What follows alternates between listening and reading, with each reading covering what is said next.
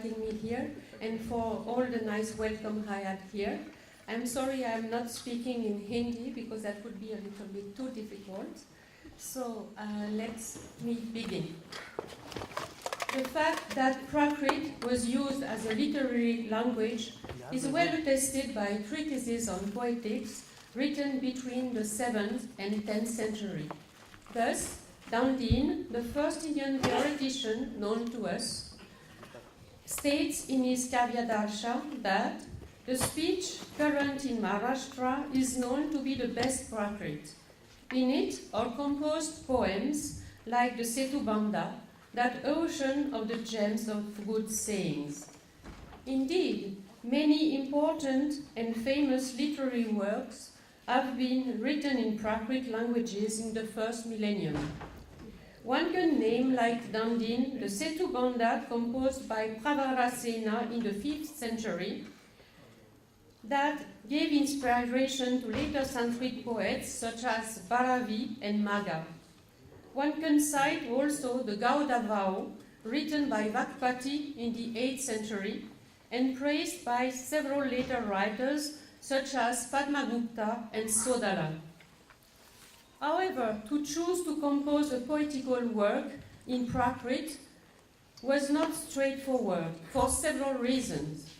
One reason is that Prakrit was commonly associated with the transmission of a religious message, rather than for literary purposes.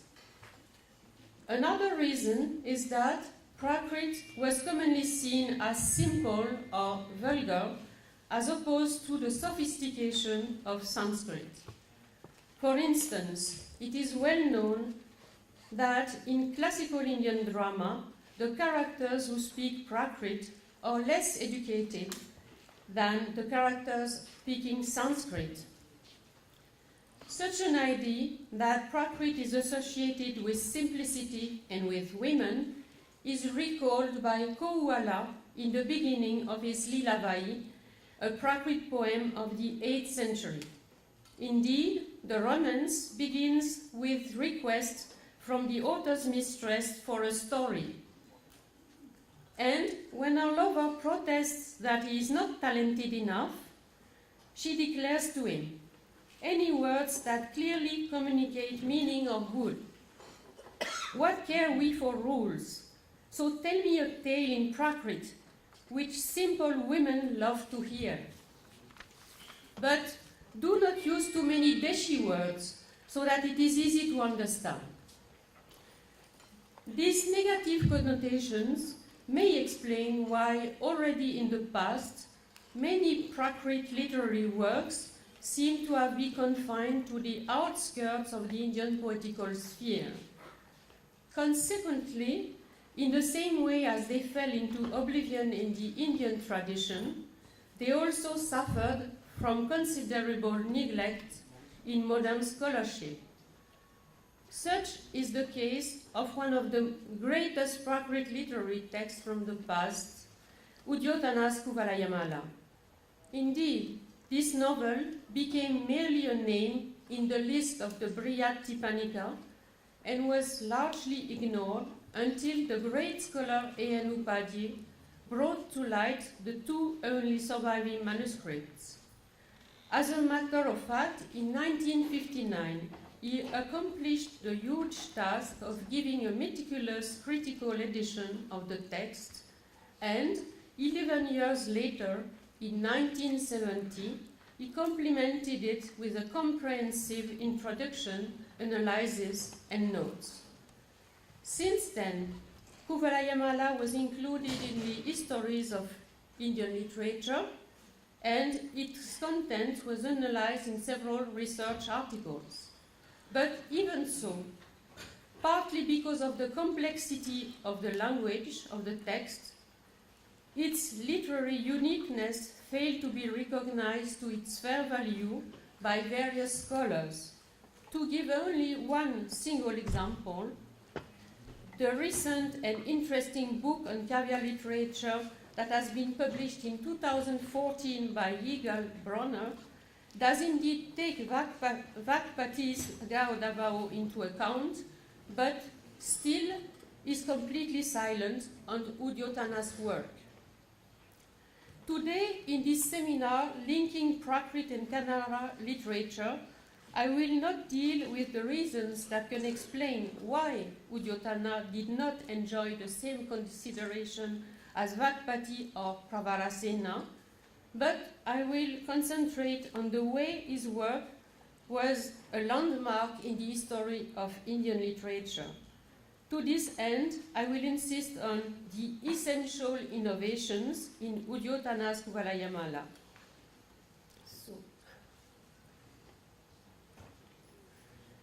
Firstly, I will show how Udyotana chose to use Prakrit as a high literary language and exploited all its linguistic and rhythmic resources in order to create a beautiful kavya. Secondly, I will demonstrate how he also gave a lively beauty to his narration in Prakrit by using for the first time, as far as we know from the extant literature, the form of the champu, mixing prose and verse. Thirdly, I will present the data that attest how deeply Udyotana influenced later writers and even Kannada writers. So, to begin with, some data explain the literary ambitions of Udyotana. As a matter of fact, in the introduction of his work, Udyotana wrote a prologue where he praises his predecessors and discloses his literary project. Thus, among the names of illustrious poetical composition he mentions, we find the name of Banas Kadambari, of whom he says, "She imparts the happiness of gracious words and shines with her gold and her jewels, she who was born of Bana in the forest of Chandrapida, Kadambari." He further claims his intention to write a sophisticated work when he says following: "The tale I am going to tell is provided with the qualities of all the other types of tale. It charms with the finery of amorous feeling, it is well proportioned, and it imparts the satisfaction that is imparted by treatises dealing with all the disciplines." With such an intention, Udyotana could have composed his work in Sanskrit, but clearly Udyotana did not follow Bana's model in that respect, and it is intentionally that he turned to Prakrit. Indeed, to begin with, he informs his audience that his work is, I quote, "composed in the Prakrit language and arranged with description in Maharashtra Deshi." Secondly, he shows his great admiration for several illustrious authors who have written in Prakrit. For instance, of Padalipta's Tarangavai, he says, "She imparts happiness with her pairs of shelducks, her stanzas, and brings joy with her royal geese, her grace, this water nymph who emanates from the noble Padalipta like the Ganga from the noble Mount Meru. I speak of the Tarangavai." And for Allah, one reads, just the second one, "After the departure of Allah, who, like an inebriating liquor, Allah," and he plays with the word Allah, "inspires even those who plough the fields with a desire to recite his pretty stanzas." What point is there in trying to practice poetry? Thirdly, from the very outset, he alludes to the new doors Prakrit can open to poetry. As a matter of fact, he mentions quite a variety of verses, and among them several that are specific for Prakrit poetry. In some passages,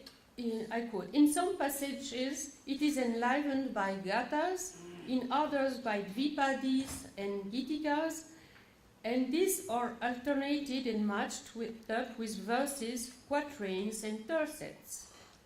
In certain passages, it is arranged in dandaka. In others, it is composed of naracha and totaka. Moreover, it is arranged in certain passages in vrita and in certain others in taranga. Besides, he alludes to the variety of Prakrit dialects he will use in order to imitate groups of people and to attract the attention of his audience. Thus one reads, it's not there. In certain passages, the works is also, in very small measure, composed in apabramsha and contains small scraps and snatches of the languages of the south and of the Pishacha.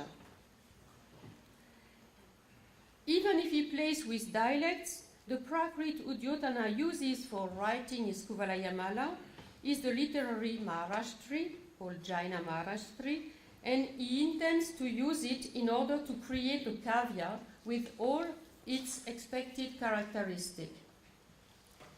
And one sees that Udyotana is perfectly acquainted with all the subtleties of kavya style as developed previously in Sanskrit.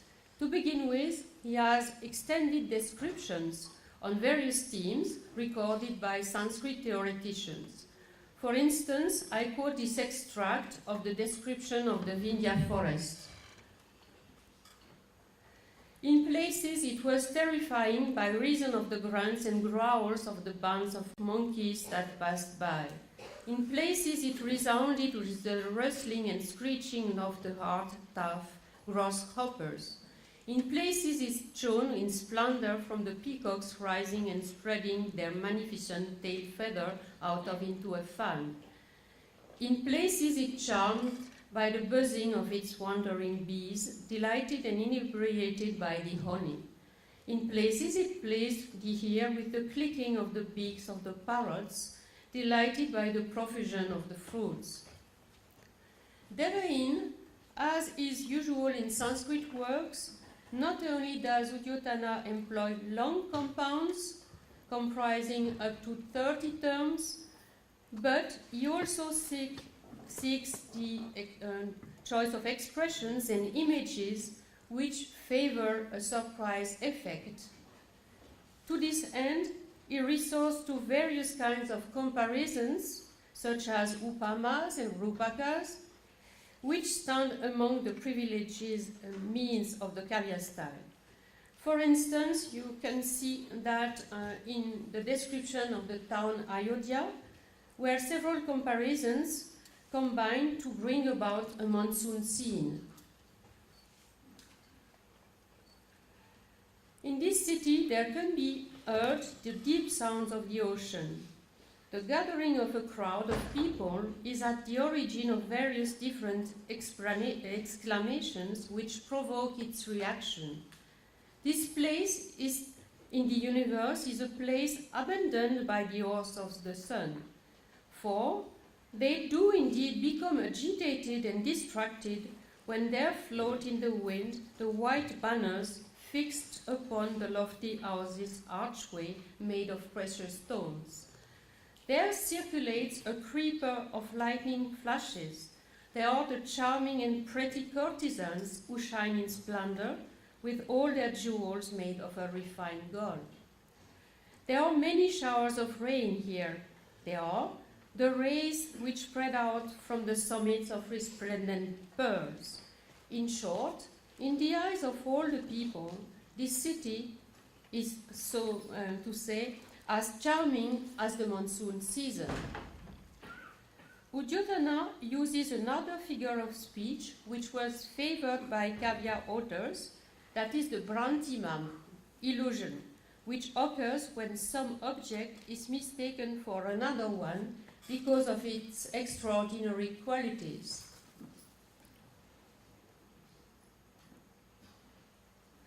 Taking the immobilized of the village women for blue lotuses, the swarm of bees returns constantly to embrace them, disdaining the perfume of the ketaki flowers.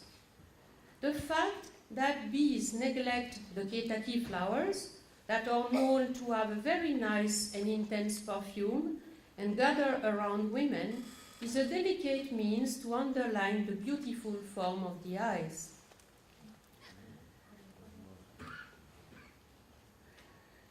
Not only does Udyotana show that he knows how to apply the poetic rules in Prakrit, but what he wants to suggest to his audience is that Prakrit is unique and even more appropriate than Sanskrit to realize different wordplays.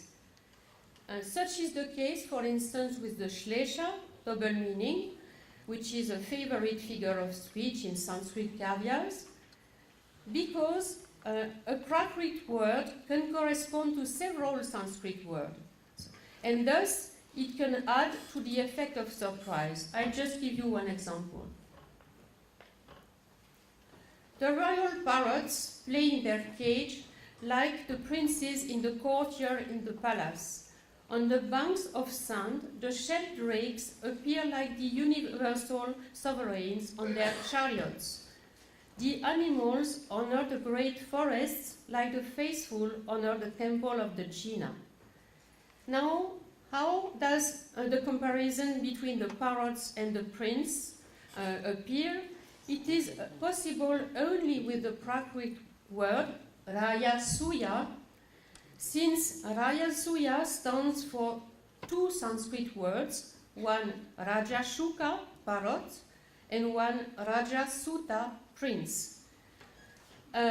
In the same way, the forest can be compared to temples because both shelter the so-called Savaya, and Savaya, the Prakrit word, can correspond to two Sanskrit words as well. One is Shvapada, animal, and the other one is Shravaka, devotee. So, besides, Udyotana plays with the sounds, like based on the Yamaka, like in Sanskrit, but he uses a mean that is rare in Sanskrit, but frequent in Prakrit, that is called the Shrinkala Yamaka, which is the linking by the repetition of a word at the end of a verse and at the beginning of another verse, as we can see in the description of the Vatsa region.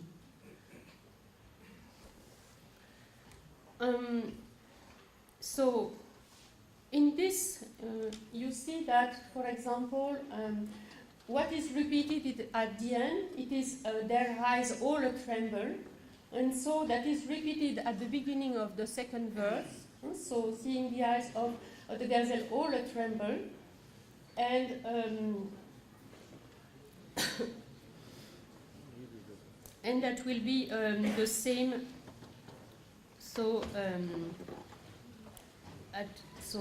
with immobile repeated. So maybe a little bit quicker. So I think you can see that better here in the Prakrit text. So I have put it in red. So you see Tararacha, which is repeated by Tararacha, and Paya Yano, Paya Yana, Nayana Juo, Nayana Juam. And so that is the figure called Shrinkala Yamaka, which is typical for this Prakrit kavya. So, moreover, Udyotana not only gives to his Kuvalayamala all the refined Prakrit jewelry, but he also adds to her beauty by draping her with the most original veil of the Champu form. Indeed, this genre, mixing prose and verse, gives him the occasion to diversify the modes of expression and thus to narrate his story in a very entertaining way. Udyotana may have not invented the Champu genre, since it is attested before him by Dandin, who probably lived 1 century earlier in Kanchi, but before the 8th century, there is no extant text that has come down to us.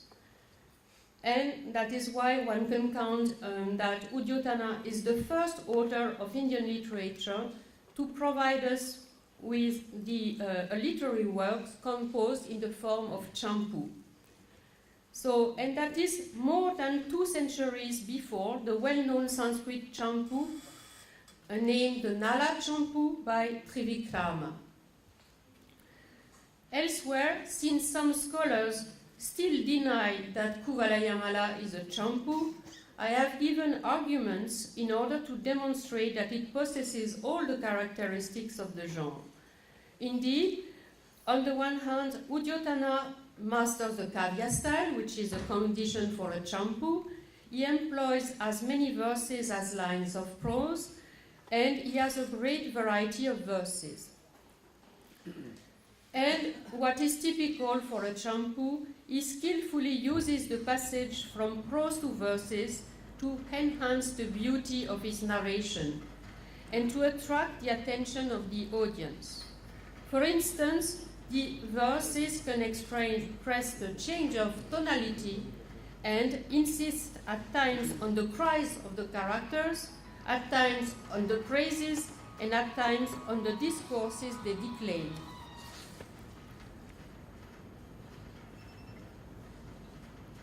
And the insertion of verses into the prose is for Udyotana once more the occasion to show that how the usage of Prakrit can allow even more variety than Sanskrit.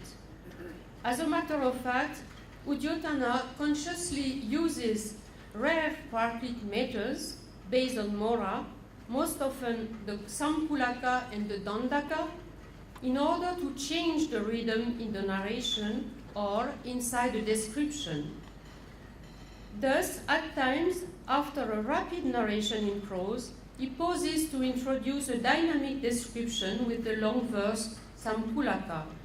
This change in the rhythm, and probably in the recitation, gives him the opportunity to attract the attention of his reader and to emphasize the atmosphere of a solemn occasion, such as the birth of the hero Kuvalaya Chandra. So, here is an example in the prose. While the servant appointed to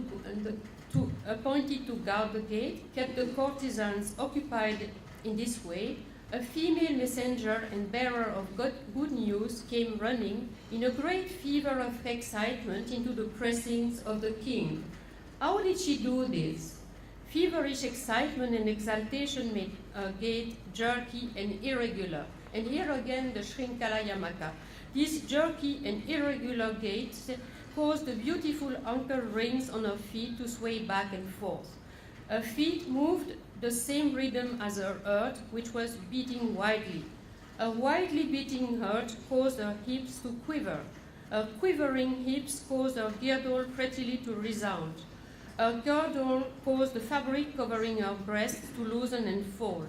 Her falling fabric over her breasts brought a pretty expression of shame to her countenance. Her moonlike countenance lit up the palace. With the rhythm of the verse and with the repetition of the Shrinkala Yamaka, Udyotana invites his audience to imagine the female character and to appreciate all the details of her movements, and at the same time, he creates suspense before the announcement of a major event, that is the birth of the hero Kuvalaya Chandra.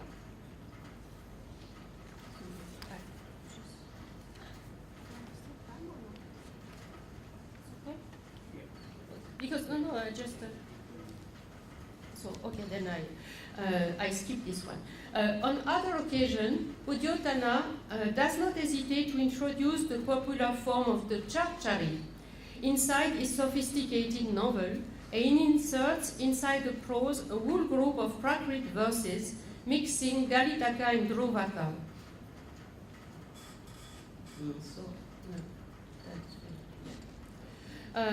So here is an example. The all-knowing one entered the forest. Then he attracted to himself, using the pretext of the rasa dance, 500 thieves who was being seized by the great demon of destruction. and he awoke them by all the means of the following chachari. Imagine this if you will. Be awoken. Why do you not awaken? Do not, under any pretext, allow yourselves to be distracted or led astray. That which is to be done, it must be done. At every moment, death is approaching that being who must die. Such is the refrain, Drovaka. Resplendent they are, with their seductive glances that are like the petals of dark lotuses.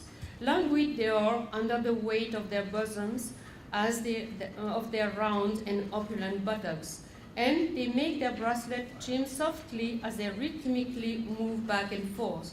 These young women who are chosen to move and turn in the dance. Be awoken. Why do you not awaken? Here again, that was an innovation that was only possible with the usage of Prakriti, since the Chachari was not recognized as a literary form in Sanskrit. So it follows that Udyotana was the first Jain author to successfully enrich the tradition of Prakrit narration with the subtleties of Sanskrit Kavya style in the same manner as Bana. Moreover, he proved to be a real pathfinder by exploiting all the potentialities of Prakrit languages in a work interweaving prose and verse with just dexterity. Therefore, it is not surprising that he influenced deeply many a poet from later centuries. As I will briefly present now. So, not only did Udyotana aim at composing a refined word in Prakrit, but he also gave the value of Jainism, that I pass. With the two main innovations, the creation of a complex heroine Prakrit novel, and also with the masterly use of the champu, he was not unnoticed by authors who followed him. Indeed, on the one hand, Udyotana's work has given rise in the 11th century to a literary movement of a Jain novel dedicated to a heroine, and all in Prakrit. So, as you can see on that table here.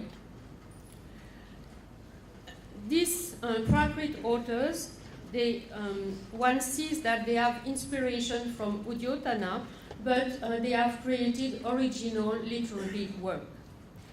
On the other hand, Kuvalayamala has inspired Jain authors to choose the champu form with another subject, for instance, Sri Lanka and his Chaupana Mahapurisacharya, dealing with the lives of the great men of Jainism.